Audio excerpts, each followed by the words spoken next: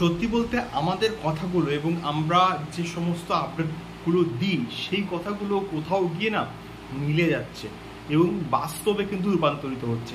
Hello guys, আমি Deep and welcome back to my channel Deep exclusive. So এখন আমি এই ভিডিওর মধ্যে কথা বলবো অবশ্যই জিদ্দাকে নিয়ে এবং খাঁকি দ্য বেঙ্গল চ্যাপ্টারকে নিয়ে, অর্থাৎ খাঁকি 2কে নিয়ে, যেটা কিন্তু হতে চলেছে আমাদের বাংলার উপর বেস্ট করে এবং খুবই পপুলার একটা সিরিজ। নীরজ পান্ডে কিন্তু মোটামুটি এই পার্টিকুলার প্রজেক্টটাকে ডিরেকশন দেবেন এবং তার সঙ্গে সঙ্গে কিন্তু আরও একজন ডিরেক্টর কিন্তু এই পার্টিকুলার প্রজেক্টটা কিন্তু ডিরেকশন দেবেন। তো recently during the promotion of boomerang, সেখানে কিন্তু সম্ভবত আমি বলছি যে আনন্দবাজার অনলাইন, সেখানে একটা আমি ইন্টারভিউ দেখলাম জিদ্দার। সেখানে জিদ্দাকে জিজ্ঞেস করা হয় যে নিজের প্রোডাকশন হাউস বা বাইরের প্রোডাকশন হাউস থেকে ছবি করা কোনো প্ল্যানিং আছে কিনা বা এই সম্বন্ধে। আমি এক্স্যাক্টলি রিকল করতে পারছি না, মানে বেশ কয়েকদিন আগেকার কিন্তু কথা, যদিও আমার আগে ভিডিওটা করা কিন্তু উচিত ছিল। তো তাও ভিডিওটা আমি করছি, তোমরা কিন্তু অবশ্যই দেখো প্লিজ, একদম শেষ অবধি একটুখানি সাপোর্ট করে দিও, একটুখানি সাপোর্ট কিন্তু দরকার তোমাদের।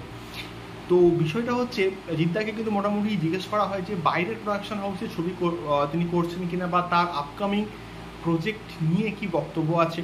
তো সেক্ষেত্রে তিনি বলছেন যে বাইরের প্রোডাকশন হাউস থেকে অনেক সময় আমার কাছে অ্যাপ্রোচ আসি, খুবই কম আসে।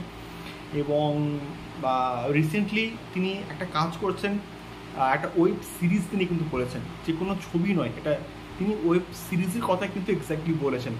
তো এখান দিয়ে আমরা এটা কনফার্মলি কিন্তু বলতে পারি যে জিদ্দার এই যে লুকটা উইদাউট বিয়ার, একটা মুছওয়ালা যে লুকটা, সেই লুকটা কিন্তু এক্স্যাক্টলি খাঁকি দ্য বেঙ্গল চ্যাপ্টারেরই কিন্তু লুক। এবং জিদ্দা কিন্তু নিজে এই পার্টিকুলার বিষয়টা রিভিল করলো। যখন জিদ্দা যখন নিজে বলছে তখন আমরা এটাকে বিশ্বাস করতে বাধ্য। আমরা এটাকে বিশ্বাস করছি যে জিদ্দা বাংলা ইন্ডাস্ট্রিকে একটা অন্য উচ্চতায়, অন্য লেভেলে কিন্তু নিয়ে যাচ্ছে। এত বড় একটা ওটিটি প্ল্যাটফর্ম যেখানে জিদ্দাকে আমরা দেখতে পাবো এবং বাংলাকে তিনি রিপ্রেজেন্ট করবেন, এর থেকে বড় পাওনা বস আর কি হতে পারে? এর থেকে বড় পাওনা কিন্তু আর কিছুই হতে পারে না। অ্যাটলিস্ট আমি তো এটা মনে করি।